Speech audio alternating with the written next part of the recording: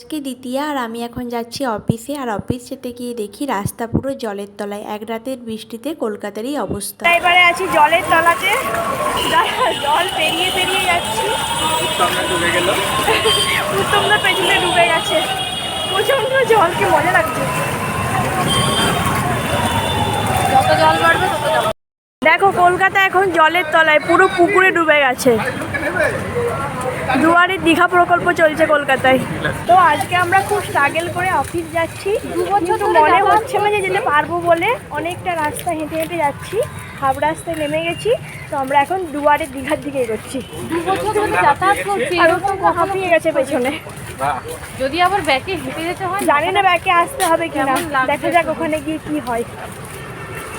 চলো দেখা হচ্ছে দীঘাতে গিয়ে। গাইস, দুয়ারে দীঘা চলে এসেছি আমরা আর অফিস যেতে পারছি না, এখান থেকেই ব্যাক করব। 1 কোমর জল হয়ে গেছে অফিস যাওয়ার আগে। দেখতেই পাচ্ছ বর্তমান অবস্থা, সবার 1 কোমর করে জল।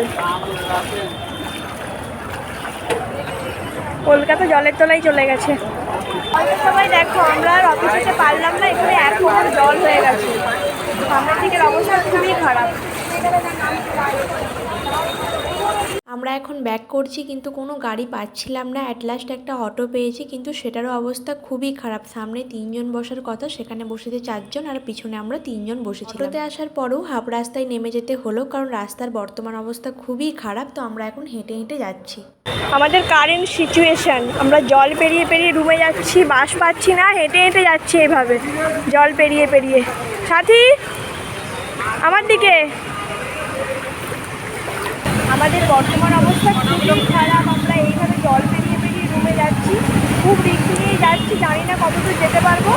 তো দেখা যাক কী হয়, গাড়িও পাচ্ছি না কোনো কিছু, মানে সব গাড়ি বন্ধ হয়ে গেছে। আর দেখতেই পাচ্ছ জলটার অবস্থা, প্রায় 1 কোমর জল।